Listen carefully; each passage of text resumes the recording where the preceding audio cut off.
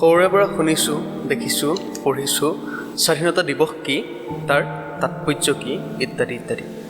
জনগণৰ আশা উৎসাহক প্ৰশ্ৰয় দি প্ৰতি বছৰে স্বাধীনতা দিৱস পালন কৰি কৰি আজি প্ৰায় 70 বছৰ পাৰ কৰিলোঁ।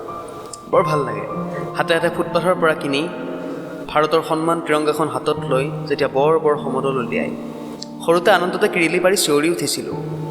এতিয়া আমিও অলপ বুজি পোৱা হ'লোঁ দিয়কচোন।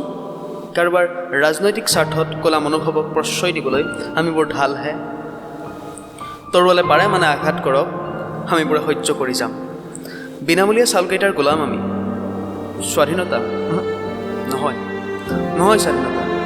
পাৰ্থক্য এটাই, আগতে ব্ৰিটিছৰ গোলাম আছিল আৰু এতিয়া দেশৰ ভণ্ড শাসকৰ গোলাম।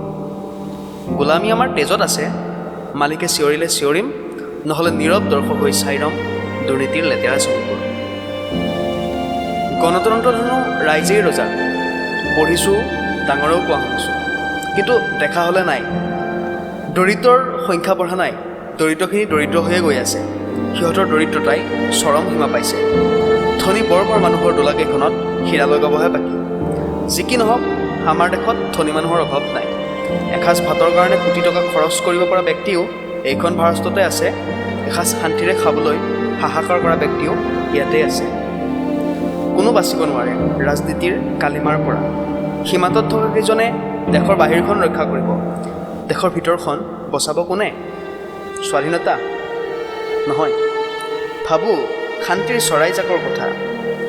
হয়তো আহিব, বুজাব সকলোকে, দিব মনে বিচৰা স্বাধীনতা, দিব শান্তি মনে ভৰা। মইতো সাধাৰণ ধূলিৰ মানুহ। দেশৰ কথা কি জানিম, কি বুজিম?